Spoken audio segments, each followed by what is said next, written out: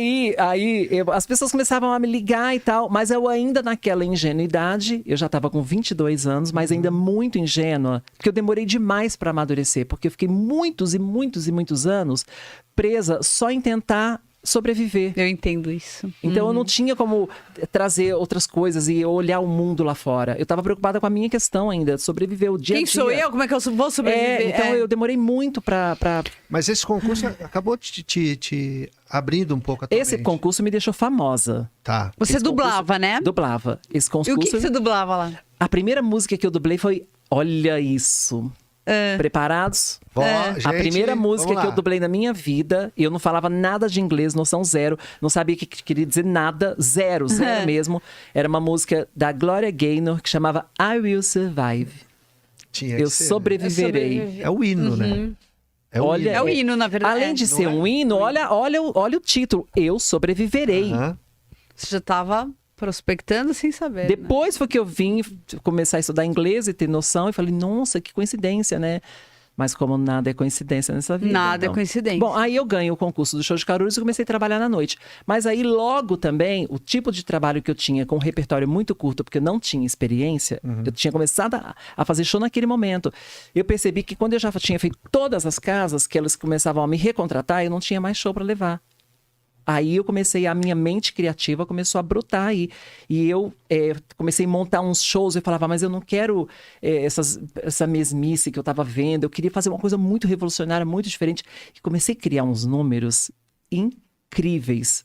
Porque eu sempre gostei de show que as pessoas, que assim, você entra de um jeito não previsível. Tá. Né? Porque os shows eu achava muito previsíveis.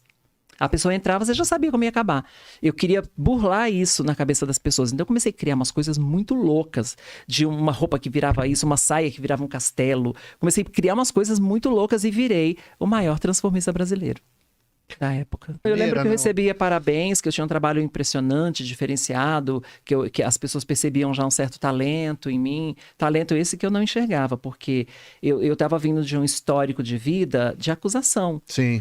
Né? Não tinha uma boa referência de mim mesma. Ninguém nunca falou pra mim, você é maravilhoso, maravilhosa, você vai crescer muito. Não, era só, você é uma Você nem se aberração, você tem permitia pecado, ter você é um aquilo, lixo, você é isso. Era só essas coisas. Então, eu não tinha referência boa de mim. Eu não tô aqui fazendo drama, mimimi. Claro que não, é sua história. É minha história, né? Lógico. E aquilo nunca me amedrontou, não, né? Eu fui muito batalhadora, assim, eu fui muito corajosa pra ser quem eu sou. Muito. E aí fiquei muito famosa no Brasil inteiro fazendo shows. Sim. E aí as casas começaram, aí foi quando eu comecei a perceber que eu tinha valor, porque quando anunciavam a presença de Léo Áquila, que era o show da noite, que eu chegava nas casas, eu via as casas dando volta no quarteirão a fila, gente pendurada no lustre para assistir o espetáculo. Aí eu comecei a calcular. Ali na Roda Globo? Não, tudo, o Brasil Tudo, né? inteiro. Ah. Aí eu comecei a calcular, eu falei, gente, essas pessoas estão lotando essas casas e eu cobrando R$100 para fazer show? Não. Tem alguma coisa Você errada. ainda estava sozinha, você não tinha um... Não tinha empresário, não tinha nada Empresário. ainda. Aí que eu conheci o Celso, eu tava com 25 já, sendo completamente Caramba. explorada. Nunca tinha dinheiro para comer. Meu dinheiro isso. mal dava para pagar aluguel. Eu vivia a pão e água. Uma vez eu passei uma semana inteira, eu morava na Praça da Sé. Eu passei uma semana inteira com um pacote de bolacha de água e sal. E eu tinha que contar quantas por dia eu podia comer, porque senão eu não chegava no final de semana, que era onde eu ia ter show, e ia poder ter dinheiro para fazer uma compra e tal, não sei o quê. Artistas passam por isso. Sim, Paciência. sim. Não- E tá tudo bem. E eu passava com alegria, porque eu sabia que no sábado eu ia me apresentar. E aquilo era vida pra mim. Não me importava nem com cachê, por isso que eu fui tão explorada. Foi o Celso, meu primeiro empresário, que falou pra mim, você tem muito talento. E ele passou meu cachê do tipo... Só pra você ter ideia, tá? Do choque que eu tive de realidade. Na época, ele passou meu cachê de R$200 para R$5.000. Nossa, Mas, que salto, né?